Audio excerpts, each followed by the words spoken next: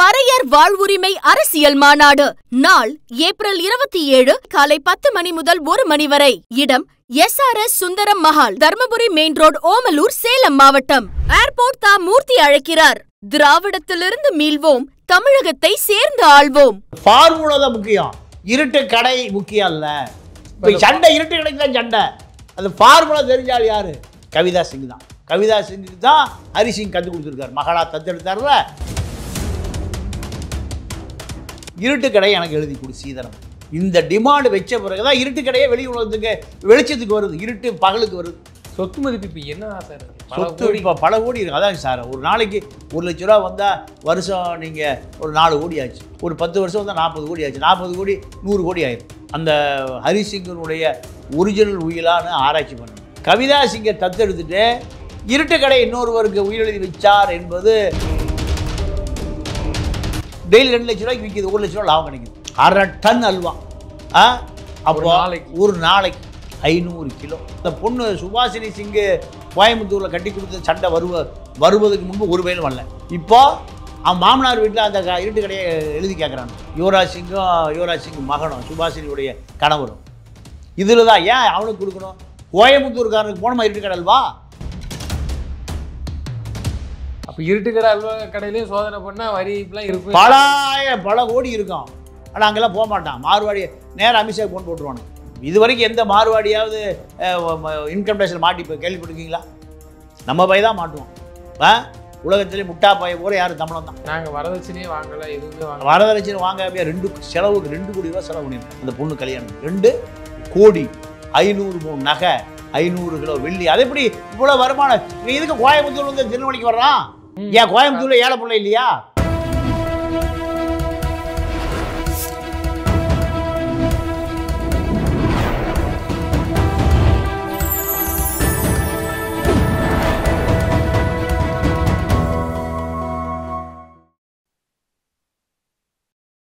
Channel 5 Tamil நேயர்களுக்கு வணக்கம். இன்று நம்மோடு பேச இருப்பது மூத்த பத்திரிகையாளர் தமிழா பாண்டியன் அவர்கள். சார் வணக்கம் சார். வணக்கம் சார். நெல்லையில் இருட்டுக்கடை அல்வா எல்லாத்துக்கும் தெரியும், ஃபேமஸ்னு. சமீப காலங்களில் அவங்களுடைய மகள் வரதட்சணை கேட்டு கொடுமை பண்ணுறாங்கன்னு ஒரு நியூஸ் வந்துச்சு. இன்னைக்கு என்னடானா அந்த கடையே அவங்களுக்கு கிடையாது, உயிர் எழுதி வச்சுருக்காங்க. இப்படி ஒரு பல்வேறு சர்ச்சையாக இப்போ மாறிட்டு வருது சார். என்ன சார் பின்னணி?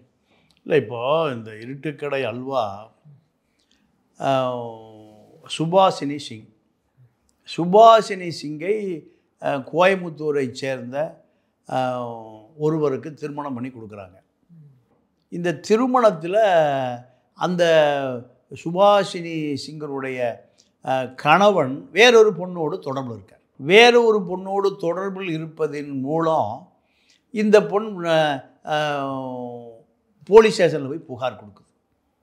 அந்த பொண்ணை பொறுத்தவரை அனுமந்த் சிங் அவர்கிட்ட இந்த பொண்ணுடைய தொடர்பை விட்டுருங்க. யுவராஜ் சிங் அவங்க அப்பா வக்கீல். 2 பேர்ட்டையும் எங்கள் வீட்டு தரப்பில் இருந்து 2 கோடி ரூபாய் கல்யாணத்துக்கு செலவு பண்ணாங்க. 500 பவுன், 500 கிலோ வெள்ளி பொருள், லேட்டஸ்ட்டு கார், டிஃபெண்டர் கார், 1.5 கோடி ரூபாய் கார் சீதனம். இதெல்லாம் கொடுத்த பிறகும் அந்த சுபாஷினியினுடைய கணவன், கோயம்புத்தூர் கணவன் ஒரு கள்ளத்தொடர்பில் இருக்கார். இந்த கள்ளத்தொடர்பை தவிர்த்து விடும்படி சொன்னால், இல்லை எனக்கு நீண்ட காலம் அவரோட தொடர்பு இருக்குது, அவளை விட முடியாது. அப்போது இந்த சண்டை தான் காவல் நிலையம் வரைக்கும் வருது. காவல் நிலையம் வரை வந்த பிறகு இந்த சுபாஷினி சிங்கருடைய மகள் தான், கவிதா சிங்கருடைய மகள் தான் சுபாஷினி சிங். இது டைவர்ஸ் வரைக்கும் போகும்னு தெரிந்த மாப்பிள்ளை வீட்டார் இருட்டு கடை எனக்கு எழுதி கொடு சீதனமா. இந்த டிமாண்ட் வச்ச பிறகு தான் இருட்டு கடையே வெளி உலகத்துக்கு வெளிச்சத்துக்கு வருது. இருட்டு பகலுக்கு வருது. இதனுடைய ஆர்ஜிதம் என்ன? எப்படி இந்த இருட்டு கடை உருவாச்சுன்னு கேட்டால், 1950களில் சிங்கம்பட்டி ஜமீன் தீர்த்தகிரி முருக பூபதி எங்கே போகிறார்? காசிக்கு போகிறார்.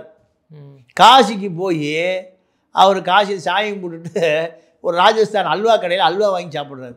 அல்வா வாங்கி சாப்பிடும்போது இதுவரை சாப்பிடாத அளவுக்கு அது ருசியாக இருக்குது. அப்போ ஏன்னா ரொம்ப ருசியாக இருக்கடா தினம் சாப்பிடணும்னு ஆசைப்பட்றேன். எனக்கு நாளை என் குடும்பம் பூரா 1 கிலோ வாங்கிட்டு போனால் முடிஞ்சிடும். என் ஊர் ஆள் பூரா இதே சாப்பிட்ணும்.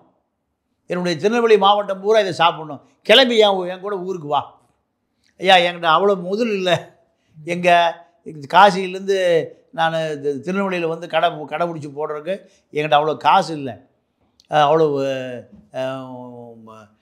முதலீடு கிடையாது. எல்லாம் நான் தரேன்டா, வாடா கிளம்புடா.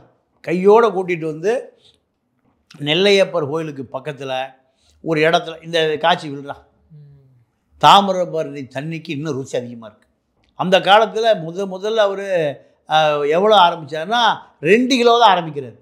2 கிலோ அவர் கொரோனாவில் இறக்குற பொழுது 500 கிலோவாக மாறுது. 1/2 டன் அல்வா. அப்போ ஒரு நாளைக்கு 500 கிலோ. ஒரு ஆள் 1 கிலோ வாங்கினா 500 பேர் வந்து 2 கிலோ 3 கிலோ வாங்குவான். அது இப்போ 5 கிலோ பையால 5 கிலோ பையா போச்சு. அப்போ 100 பேர் வாங்கினா 500 கிலோ முடிஞ்சுது. கிலோ 400 ரூபா. 2 லட்ச ரூபா வியாபாரம். 1 லட்ச ரூபா முதல், 1 லட்ச ரூபா லாபம் டெய்லி. இதுதான் ஹரிசிங் அவர் பேர். ஹரிசிங்கு குழந்தை ஊட்டி கிடையாது. பல கோடி வருமானம். அப்போ இன்னொரு லாலா கடை சேட்டு பிள்ளையான கவிதாவை தத்தெடுக்கிறார். பிள்ளையாக தத்தெடுத்து ஹரிசிங்குடைய பேரை வச்சு கவிதா சிங்காக்கிட்டார். சட்டபூர்வமான வாரிசாக்கிட்டார். அந்த பொண்ணை அவர் தான் வளர்த்துறாரு. வளர்த்தி அதுக்கு திருமணம் பண்ணி வைக்கிறார் இன்னொரு சிங்கியோட. இப்படித்தான் இந்த குடும்பம் ஓடுது. அப்போ பெரிய வேதனை என்னென்னா, கொரோனா காலத்தில் அவருக்கு வந்து ஆஸ்பத்திரியில் அனுமதிக்கிறாங்க. கொரோனா காலத்தில் அவரை யாரும் போய் பார்க்கல. ஏன்? சொந்தக்காரங்கள வளர்ப்பு பெண்ணே பார்க்கல. பல கோடி ரூபா வருமானம் வருது. இதில் அல்வாவில் இந்த அல்வா செய்யக்கூடிய அந்த டெக்னாலஜியை தன்னுடைய மகளுக்கு தான் சொல்லிக் கொடுக்குறாரு. சொல்லிக் கொடுத்து முழுமையாக சொல்லிக் கொடுக்கலைங்கிறாங்க. கடைசி வரைக்கும் தன்னை சாகிற வரைக்கும் பார்த்துட்டா அந்த இப்பவுமே நீங்கள் அந்த வில்வித்தை, கல்வித்தை, அம்பு, ஏட்டி இதெல்லாம் இருக்குல்ல அந்த காலத்தில், அதில் எல்லாத்தையும் சொல்லி கொடுத்துருவான். குரு ஒன்றை மட்டும் வச்சுக்குவான். ஏன்? சிஷியரை எப்படியா கட்டுப்படுத்தணுமோ அந்த ஒன்றை வச்சு கட்டுப்படுத்துவான். சிஷியை சாகும் வரை குருவுக்கு விசுவாசமாக இருந்தால் சாகும்போது அந்த ஒன்றையும் சொல்லி கொடுத்து செத்து போயிடுவான். இதுதான் குரு தட்சணை. இதில் ஹரிசிங்கு அந்த ஒரு ஃபார்முலா மட்டும் சொல்லிக் கொடுக்கல. ஏன்னா ஹரிசிங் இருக்கும்போது சாப்பிட்டவங்க அவ்வளோ ஒரு அல்வா தித்திப்பாக இருக்கும். ஹரிசிங் செத்து போனவர் கவிதா சிங் ஆரம்பித்த அல்வா கொஞ்சம் சுவை குறையாக இருக்குங்கிறார். அப்போ அந்த ஒன்றை கற்றுக் கொடுக்காம வச்சுருந்துருக்கார். ஏதோ ஒரு பொருள் கலப்பதை சொல்லிக் கொடுக்கல. கொரோனாவில் அவர் மருத்துவமனையில் அனுமதிக்கப்பட்ட பிறகு அவரை போய் பார்த்தா இவங்களுக்கு கொரோனா வந்துடுன்னு போய் பார்க்காம விட்டாங்க. கடைசியாக தூக்கு போட்டு தற்கொலை பண்ணி சாகிறார். இத்தனை கோடிகளை இந்த சந்ததி கொடுத்துட்டு ஊர் ஊரா இருட்டு கடை அல்வா சாப்பிடாத ஆளே இல்லை. திருநெல்வேலி இருப்பவர்களும் சரி, திருநெல்வேலிக்கு போபவர்களும் சரி, சாப்பிடாத ஆளே இல்லை, நான் உட்பட. அவ்வளவு இருட்டுக்கடை அல்வா, அவ்வளவு புகழ் வாய்ந்த அல்வா. இறந்த பிறகு முழு பொறுப்பும் தன் வாரிசான கவிதா சிங்குக்கு வருது. இப்போ இப்போ பல பேர் இப்போ நான் வாரிசு நீ வாரிசுன்னு வந்துட்டாங்க. என்ன எப்படி வந்திருக்காங்கன்னா, இறந்து போன ஹரிசிங்கருடைய அண்ணன் பசங்க, தம்பி பசங்க, அவங்க வாரிசு, நேரடி வாரிசு தானே, ரத்த வாரிசு. நீங்கள் கவிதா சிங்கு மகள் சுபாஷினி சிங்கும் சட்டபூர்வமாக வாரிசு தத்து எடுத்திருக்கார். ஆனால் ஹரிசிங்கருடைய அண்ணன் பையன், தம்பி பையன், அவங்கெல்லாம் ரத்த வாரிசுகள். இப்போ என்ன பிரச்சனைனா, கவிதா சிங்குடைய மகள் சுபாஷினி சிங்கை திருமணம் செய்து கொடுத்த இடத்துல அவன் ஒரு இல்லீகல் கான்டாக்ட், வேற ஒரு பொண்ணோடு லிவிங் டுகெதரில் இருக்கார் அவர். அதை நான் வாழ மாட்டேன், இரட்டை வாழ்க்கை என்னால் ஏற்றுக்கொள்ள முடியாது, அவளை விட்டுட்டு வரட்டும், நான் வர்றேன்னு சொல்லி அந்த அம்மா போய் கமிஷனர் ஆஃபீஸில் கம்ப்ளைண்ட் கொடுக்குது. கொடுத்த பிறகு காம்ப்ரமைஸ் பண்ணி வைக்கும்போது இந்த இருட்டுக்கடை அல்வா சண்டை வருது. இப்போ சுபாஷினி பொண்ணுடைய அம்மா சொல்லுது, மாப்பிள்ளை டிஃபெண்டர் கார் கேட்டார் 1.5 கோடி, அதையும் வாங்கி கொடுத்துட்டோம், ஆர்டர் கொடுத்தாச்சு, கார் வந்துச்சு, எடுத்துகிட்டு போக சொல்லலாம். இருந்தாலும் பிரச்சனை என்னென்னா அந்த இல்லீகல் கான்டாக்ட் ஒரு பொண்ணோட தொடர்பில் இருக்கார். இப்போ அந்த கடைக்கும் பிரச்சனையாக வருதே, உயில் எழுதி வச்சுட்டு போனார், இதுவே அதுவே இப்போ பெரிய வில்லங்கமாகி போச்சு. இல்லை இது அதாவது உயில் அந்த ஹரிசிங்கனுடைய ஒரிஜினல் உயிலான்னு ஆராய்ச்சி பண்ணணும். ஏன்னா ஹரிசிங் வந்து தத்தெடுத்தது யாரை? கவிதா சிங். கவிதா சிங்குடைய மக தான் சுபாஷ் சிங், இந்த பிரச்சனையான பெண்ணு. ஆனால் ஹரிசிங் கவிதா சிங்கை தத்தெடுத்துட்டு இருட்டு கடை இன்னொருவருக்கு உயிரெழுதி வச்சார் என்பது ஏற்றுக்கொள்ள முடியல, ஏற்றுக்கொள்ள மாதிரி இருக்கு. ஏன்னா நாள் சொல்லாதவங்க இன்னைக்கு ஒன்று. ரெண்டாவது, அவர் கொரோனாவில் மருத்துவமனையில் தூக்கு போட்டு சாகிறார். அப்படி சாக போகிறவர் கண்டிப்பாக யாரையா கூப்பிட்டு உயிரில் எழுதி வச்சுருக்க மாட்டார். அதுக்கெல்லாம் வாய்ப்பு இல்லை. கவிதா சிங்கு ஹரிசிங்கை பார்க்கவில்லை என்பது வேதனையான விஷயம். வயசான காலத்தில் ஆதரவு இல்லை, இத்தனை கோடி சம்பாரித்து கொடுத்தோம். சொத்து மதிப்பு இப்போ என்னதான் சார்?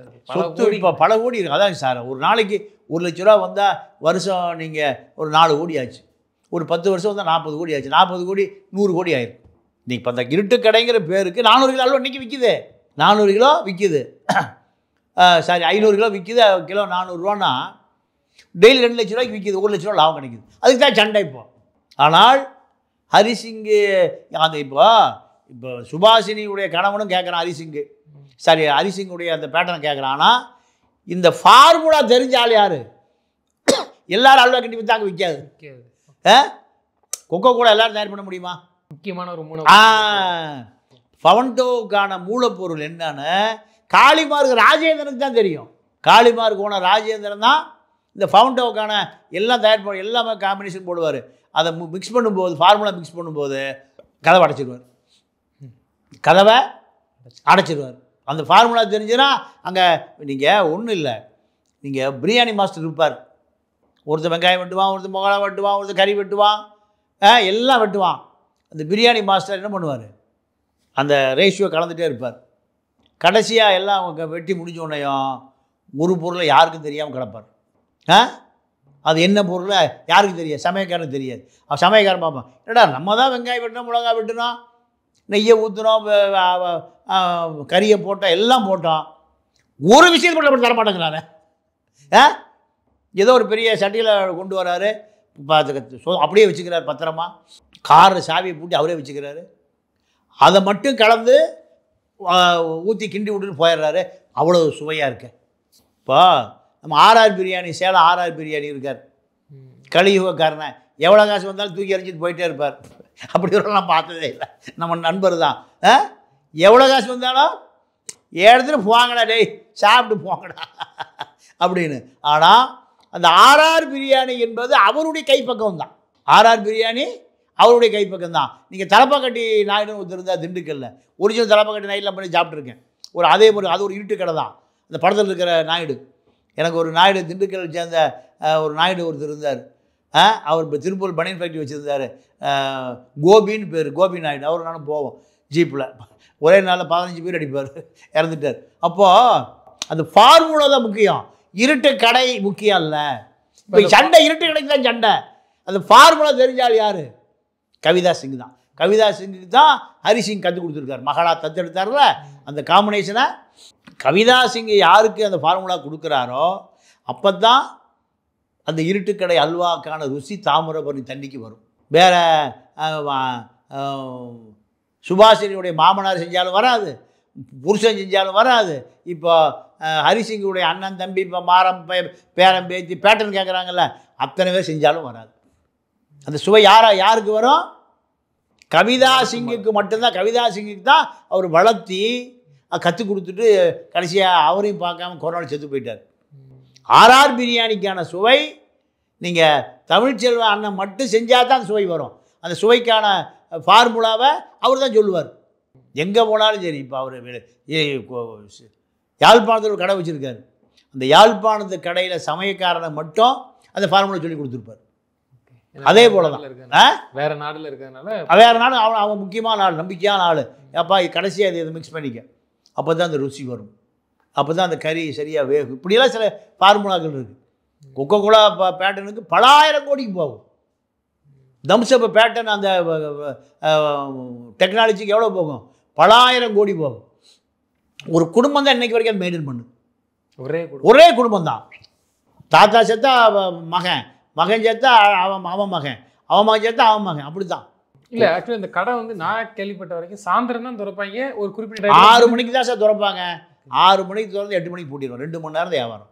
1 லட்ச ரூபா டெய்லி கிடைக்கும். நான் 500 கிலோ அல்வா விற்கும். அவர் 2 கிலோ விற்கிற காலத்தில் அதே தான். அல்வா செய்யறதுக்கு மத்தியானம் ஆரம்பிப்பாராம். 6 மணிக்கு செஞ்சு முடிச்சிடுவார். ஏன்னா அது சூட்டோடு கொடுத்தா தான் சுவை இருக்கும். காலையில் செஞ்சு 6 மணிக்கு கொடுத்தீங்கன்னா சுவை இருக்காது. அப்போது அது இங்கே அல்வா சுட எங்கே கிடைக்கும்? இருட்டு கடை அல்வா 6 மணிக்கு சுட அந்த அண்டாவில் வந்து அங்கே இறக்குவாங்க. அவ்வளோதான். இப்போ மொத்தமாக பண்ணுறதுனால அதே டேஸ்ட்டு கிடைக்காது தானே? இல்லை, அவர் இருக்க வரைக்கும் அது கிடச்சிது. ஓகே, அவர் இருக்க வரைக்கும் 500 கிலோவுக்கும் அதே சுவை கிடச்சிருக்கு. அவர் இறந்து போன பிறகு அந்த சுவையில் 75% 25% இல்லைங்கிறாங்க. கவிதா சிங்குக்கே தெரியலைங்கிறாங்க. இருந்தாலும் ஓடுது. இப்போ கவிதா சிங்கு போய் வேறு சிங்கு வந்தால் அது இருக்காது. கடை இருட்டுக்கடை அல்வா, இருட்டுக்கடையில் வெளியில் எங்கே அதை பக்கத்தில் நிறைய அல்வா கடை இருக்குது. சாந்தி ஸ்வீட்டு அது நிறைய வந்துருச்சு. ஆனாலுமே இருட்டுக்கடை அல்வாவில் ஒரு நீண்ட கியூ நிற்கும். பார்த்துருக்கீங்களா? பார்த்துருக்கேன். அப்போது அந்த சுவை கவிதா சிங்கால் மட்டும்தான் கொண்டு வர முடியும். கவிதா சிங்கு அந்த அந்த கடை இல்லைன்னா இருட்டு கடை இருக்குமே தவிர இருட்டுக்கடை அல்வா கிடைக்காது. இதுதான் இருட்டுக்கடை அல்வாவினுடைய ரகசியம். இப்போ இந்த பிரச்சனைக்கு தீர்வு தான் என்ன சார் உங்கள் இதில்? இப்போ நீங்கள் இப்படி தான் பார்க்குறீங்க? இல்லை, இதில் பிரச்சனைக்கு தீர்வே கிடையாது. மாறி இது வரத்தான் செய்யும். ஏன்னா அத்தனை பேர் சேர்ந்து அந்த இருட்டுக்கடை அல்வா நடத்த முடியாது. இப்போ அவர் இறந்ததுக்கு அப்புறம் சொத்தை பங்கு போடணும், எதையாவது ஒன்று பண்ணணுன்ட்டு எல்லாரும் முயற்சி பண்ணுறாங்க. அவ்வளோதான். அந்த அது சண்டை, அதாவது இந்த பொண்ணு சுபாஷினி சிங்கு கோயம்புத்தூரில் கட்டி கொடுத்த சண்டை வருவதுக்கு முன்பு ஒரு வயலும் வரல. இப்போ அவன் மாமனார் வீட்டில் அந்த இருட்டு கடையை எழுதி கேட்குறானுங்க. யுவராஜ் சிங் மகனும் சுபாஷினியுடைய கணவரும். இதில் தான் ஏன் அவனுக்கு கொடுக்கணும்? கோயம்புத்தூர்காரனுக்கு போனோமா இருட்டு கடல்வா, எங்களுக்கே குடியா அப்படின்னு தான் ஹரிசிங்கனோட பொண்ணு மருமகளை தாண்டி அந்த கடைக்கு தான் பட்டாரு. அவ்வளோதான். கோயம்புத்தூர்காரன் பொண்ணு கட்டுறதுனால எனக்கு வேணுங்கிறான். என்னமோ அவர் நல்ல ஒரு மாதிரியே பேட்டி கொடுத்தாரு. யாரு? நாங்கள் வரதட்சணையே வாங்கலை, எதுவுமே வாங்க. வரதட்சணை வாங்காமையா 2 கோடி ரூபா செலவு பண்ணியிருக்காங்க அந்த பொண்ணு கல்யாணத்துக்கு. 2 கோடி 500 பவுன் நகை, 500 கிலோ வெள்ளி. அது எப்படி இவ்வளோ வருமானம்? இவன் இதுக்கு கோயம்புத்தூர்ல வந்து திருநெல்வேலிக்கு வர்றான்? ஏன் கோயம்புத்தூரில் ஏழை பிள்ளை இல்லையா? ஏழை பொண்ணு மார்வாடி பிள்ளை இல்லையா? மார்வாடிகளை பொறுத்தவரை நீங்கள் சீர் எவ்வளவு கோடிக்கணக்காக கொடுப்பான். கோடிக்கணக்காக தான் கட்டுவான். மார்வாடிகளை பொறுத்த வரைக்கும் ஊராக கொள்ளையடித்து வட்டி கொடுத்து எல்லாம். நீங்கள் இங்கே நம்ம சவுகார்பேட்டை இருக்குல்ல, எல்லா சட்டவிரோத ஆளும் அங்கே தான் இருக்கான். அங்கே இன்கம் டேக்ஸ் உள்ளே போகாது, என்ஃபோர்ஸ்மெண்ட் உள்ளே போகாது. நீங்கள் 10க்கு 10 ரூமில் ஒரு நாளைக்கு பல கோடி வியாபாரம் பண்ணுவோம். 10க்கு 10 ரூமில். அப்போ இருட்டுக்கடை அல்வா கடையிலையும் சோதனை பண்ணால் வரி இப்பெல்லாம் இருக்கும். பல கோடி இருக்கும். ஆனால் அங்கெல்லாம் போக மாட்டான். மார்வாடி நேரம் அமித்ஷாக்கு ஃபோன் போட்டுருவானுங்க. அவ்வளோ மார்வாடி இன்னைக்கு குஜராத்திகள், மார்வாடிகள், ராஜஸ்தானிகளை பொறுத்த வரைக்கும் எல்லாருமே டெல்லி லாபியோடு இருப்பான். நீங்கள் இது வரைக்கும் எந்த மார்வாடியாவது இன்கம் டேக்ஸில் மாட்டி இப்போ கேள்விப்பட்டிருக்கீங்களா? நம்ம பைய தான் மாட்டுவோம். உலகத்திலே முட்டா பைய பூரா யார்? தமிழன் தான். மூட பைய, முட்டா பைய, 200 ரூபாய்க்கு ஓட்டு போடுறவன், எஸ்சிக்கு 200, பிசிக்கு 500, இப்படி பைய பூரா தமிழன் தான். தமிழனை சுரண்டவனும் தமிழன் தான். ஆனால் மார்வாடிகள் பலாயிரம் கோடி சம்பாதிக்கிறான். எந்த மார்வாடி வீட்டுக்கு இன்கம் டேக்ஸும் போகிறதில்லை, அமலாக்கத்துறை போகிறதில்லை, ஃபொராவும் போகிறதில்லை, அந்நிய செலாவணி மோசடி எதுவும் போகிறதில்லை. ஏன்னா சாதாரண ஒரு மார்வாடி வீட்டுக்கு போனீங்கன்னா அமித்ஷாவோட தொடர்பில் இருப்பான், மோடியோட தொடர்பில் இருப்பான், ஆர்எஸ்எஸ்ஸில் இருப்பான், பிஜேபியில் இருப்பான். அவனுக்கான பாதுகாப்பு உலகம் பூரா இருக்குது. அப்போ இவர்களை நோக்கி எந்த அரசு துறையும் நகர முடியாது.